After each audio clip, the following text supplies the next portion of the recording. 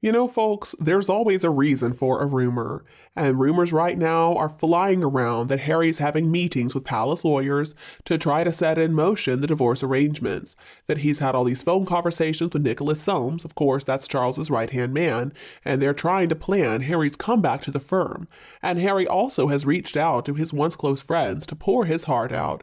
Let's remember, these are ex-friends that Meghan prevented him from seeing. One royal expert has described Harry as a lost soul, and the media is reporting that he's making visits to this private members club called the San Vicente Bungalows in LA, and reportedly he'll stay there for a few days at a time, and he can easily make phone calls to the UK without anybody overhearing him.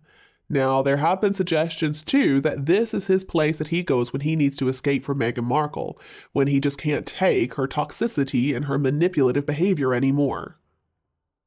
Harry realizes that he has become reliant on her, and of course he's miserable, he's paranoid, and he's just festering all by himself in his escape suite, so he's got lots of time to reflect on his life, and naturally he is blaming that evil woman who conned him all the way. And this is what his old buddies in the UK are bound to be telling him. After all, these are the only real friends that he has. It would probably be pretty close to the truth to claim that Harry spends more time speaking on the phone with his buddies than he spends speaking with Meghan Markle at their Montecito home.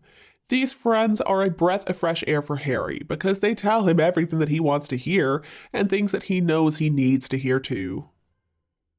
Harry is aware that he got sucked into this marriage. He understands that Meghan Markle is filled with bitterness and spite, and she just wants to eclipse not only the royal family, but basically everybody she encounters. But more than anything, Harry understands the whole world is laughing at him, because Meghan Markle, that devious architect of his downfall, has publicly humiliated him. No wonder he's feeling depressed right now. It's true that Harry would have been told by his family members and his old friends too that Meghan is going to destroy him before she moves on to her next victim. I'm sure they were brutally honest with him, and during his phone calls to the UK, Harry doesn't need to hear about the great weather actually, or about the upcoming popular racing weekend at Ascot in July. Instead, what Harry really needs is reassurance that he is making the right decision when it comes to his crumbling relationship with his awful wife. Harry is very fragile right now. He's vulnerable. He is not strong mentally. He cannot deal with all this alone. He needs help. His biggest problem, and there are a few of them, is that he did whatever Meghan told him to, and now he realizes that he's all by himself and he is in quite the mess. Do you remember when Harry told us like an idiot, "My son is a year old, he's amazing, he's already putting 3, 4, 5 words together, and he's singing the most amazing songs"? I'm sure Meghan told him that he had to say that. But like an idiot, he didn't stop there. Meghan also convinced him that the naive, gullible public would believe anything they said. And actually, many people did. See, it was all just a game to Meghan Markle. Just tell the most absurd lies and then sit back and laugh, watching as everybody believed her. And unfortunately for poor Harry, people now know all about Meghan's little scams.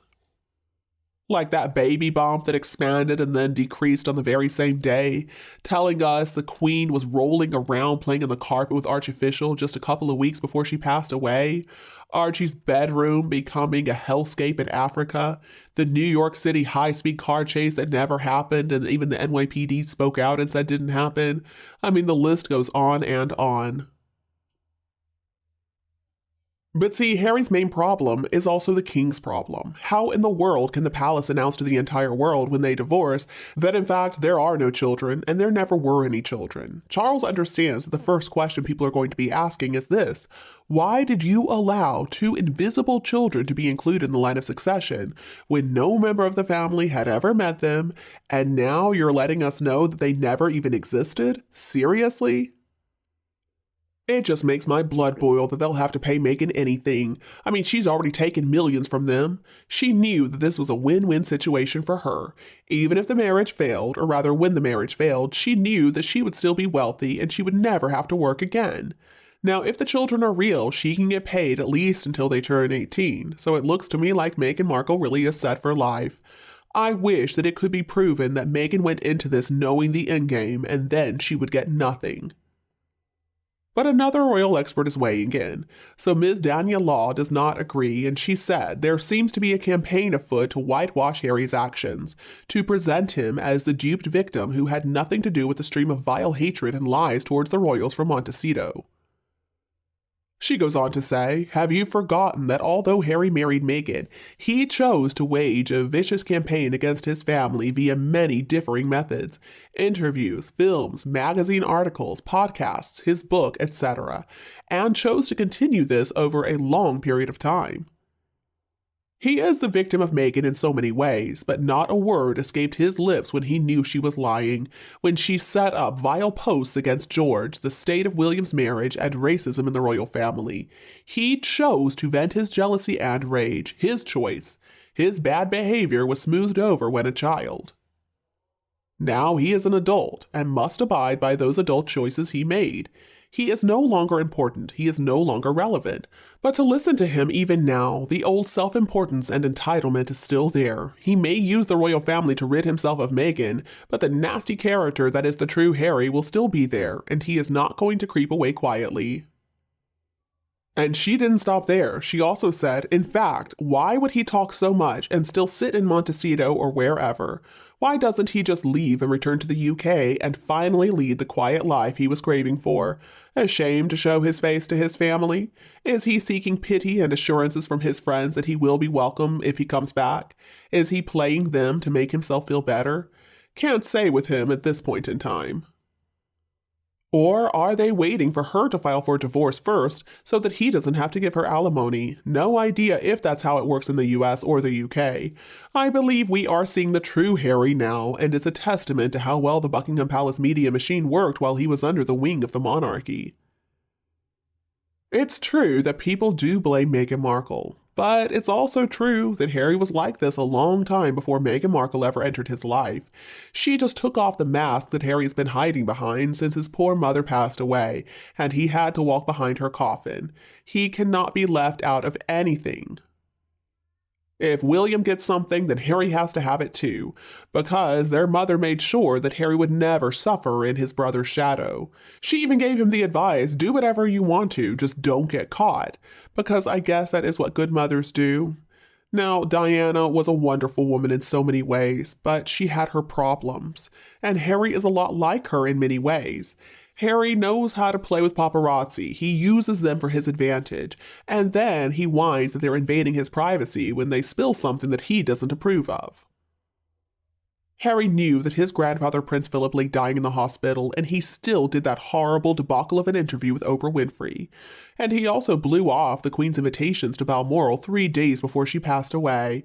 And then he really showed just how shameless he is when he tried to rush to her deathbed as if he really loved her. He didn't. He knew the Netflix garbage was coming out, and fully expected her to be alive to see it. I do hate that she passed away, but I'm also so glad that she didn't have to live to see that mocking and the disrespect both of them did to her in that Netflix docuseries. And it's all just because she refused to do a special patent for a title for their male offspring like she did for the Cambridge children. All this over a goofy title.